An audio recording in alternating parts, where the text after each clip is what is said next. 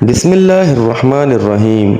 हमारे देखने और सुनने वाले तमाम दोस्तों को अस्सलामु अलैकुम। प्यारे दोस्तों, आज की इस वीडियो में हम आपके लिए एक दिलचस्प कहानी लेकर हाजिर हुए हैं जो यकीनन आपकी दिलचस्पी का बास बनेगी। हंसी मजाक और एक सबक के साथ इस कहानी का आगाज़ करते हैं। एक थी गुलहरी और एक उसका बच्चा था। बच्चे का नाम गुल्लू था। गुल्लू था तो बड़ा शरारती, मगर वो ऐसी शरारतें नहीं करता था कि जिनसे किसी को कोई नुकसान पहुंचे, और अगर कभी कोई ऐसी शरारत कर भी बैठता तो मुआफ़ी ज़रूर मांग लेता था। गुल्लू का घर शीशम के दरख्त पर बना हुआ था और उसके साथ ही एक नहर भी बहती थी।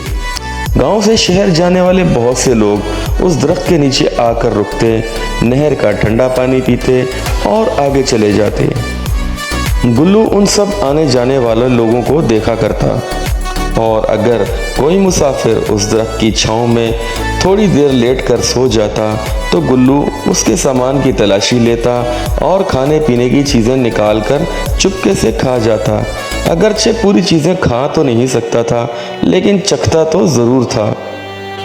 वो अक्सर सोचता कि ये इंसान इतनी अच्छी अच्छी और मज़े मज़े की चीज़ें कहाँ से ले आते हैं। मुझे तो जंगल में एक भी ऐसा दरख्त नहीं मिला जिस पर गुलाब जामुन, रसगुल्ले या चॉकलेट लटक रही हो। मगर उसे क्या मालूम था कि ये नेमत तो अल्लाह मियाँ ने सिर्फ इंसानों को ही दी है कि वो घर पर मज़े मज़े के पकवान बनाकर खा सकते हैं। नहर के पुल से गुजरने वाले चंद लोग तो ऐसे थे कि गुल्लू हर रोज़ उनको देखा करता। उनमें से एक अम्मा मालन थी जो बाग से फूल चुनकर शहर बेचने जाती थी। फूलों की भीनी भीनी खुशबू गुल्लू को बहुत पसंद थी। दूसरा बाबा दारा था जो शहर सब्जी बेचने जाता था और वापसी पर शीशम के दरख्त के नीचे बैठकर चंद मिनट आराम करता था। तीसरा था अख्तर गवाला जो दूध लेकर शहर जाता था। कभी कभार गुल्लू और उसके साथी शर्तें लगाकर अख्तर की साइकिल के आगे से गुजरने का मुकाबला किया करते थे।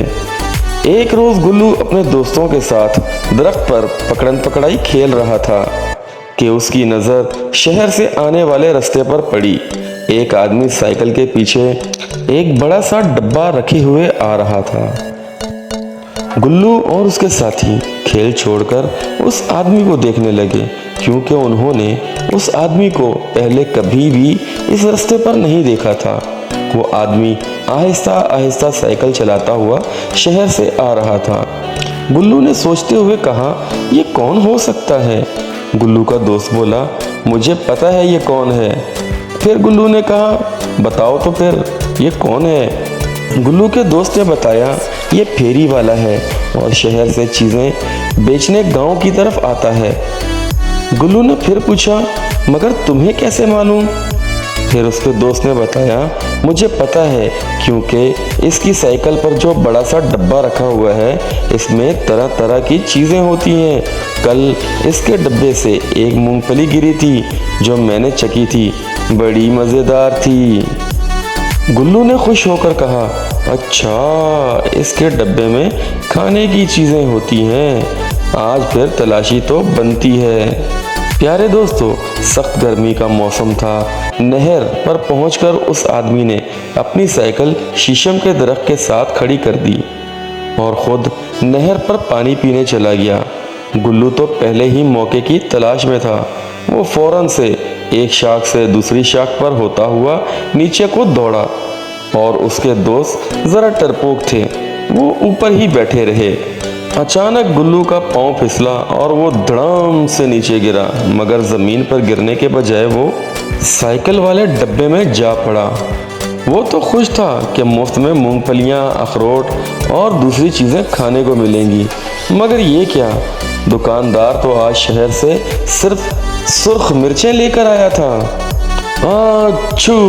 गुल्लू ने एक ज़ोरदार छींक ली और डब्बे से बाहर जा पड़ा। फिर क्या, गुल्लू अच्छू अच्छू करता हुआ दूर चला जाता और गुल्लू की समझ में कुछ नहीं आ रहा था कि ये हो क्या रहा है। वो तो बस मुंह खोलकर छींकता और 2 फुट जाकर पीछे गिरता। उसका ये हाल देखकर उसके दोस्त जो दरख्त पर बैठे थे जोर जोर से हंसने लगे और इतना हंसे कि बेकाबू होकर सबके सब दरख्त से गिरे पड़े और वो भी मिर्चों वाले डब्बे में जा पड़े गुल्लू की तरह। अब तो सड़क पर हर तरफ अच्छू अच्छू हुई हो रही थी। 7 गुलहरियां सड़क पर छींकती फिर रही थीं। यहाँ फेरी वाला जब पानी पीकर वापसी आया तो उतनी सारी गुलहरियों को छींकते देखकर हंसने लगा।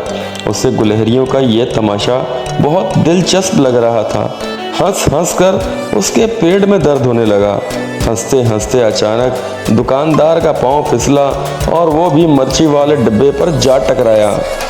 उसकी नाक में भी मिर्चें घुस गईं। अब क्या, फेरी वाला भी गुलहरियों के साथ छींकने मारने शुरू हो गया। बस फिर हर तरफ से अच्छू अच्छू अच्छू। रास्ते पर बहुत से लोग रुककर उनका तमाशा देख रहे थे। छींकों की आवाज़ें सुनकर जंगल के और भी बहुत सारे जानवर दरख्तों से सर निकालकर उनका तमाशा देख रहे थे और हंस रहे थे। लग तो यूं रहा था जैसे सड़क पर छींकों का मुकाबला चल रहा हो और छींके मार मार कर उन सब का बुरा हाल हो रहा था। तो प्यारे दोस्तों, पता चलता है एक तो लालच नहीं करनी चाहिए और दूसरा किसी पर ज़रूरत से ज़्यादा हंसना नहीं चाहिए। कभी कभी सज़ा के तौर पर ऐसे काम भी हो जाते हैं। तो प्यारे दोस्तों, कैसी लगी आज की हमारी ये कहानी?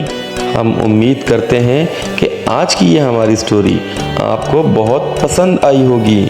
तो फिर एक सब्सक्राइब और लाइक तो बनता है।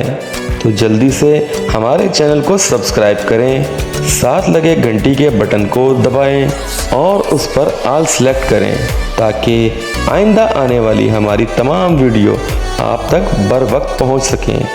लाइक करें, शेयर करें और अपनी कीमती राय का इजहार कमेंट सेक्शन में ज़रूर करें। इसके अलावा हमारे चैनल के लिए आपके पास कोई भी तजवीज़ हो तो बराए मेहरबानी अपनी तजवीज़ से आगाह करें ताकि हम आपकी तजवीज़ को बरूए कार लाकर अपने चैनल को बेहतर से बेहतर बना सकें और आप लोगों तक बेहतर मवाद पहुंचा सकें। अपना और अपने इर्द गिर्द तमाम लोगों का ढेर सा ख्याल रखिएगा और हमें दुआओं में याद रखिएगा। वस्सलाम।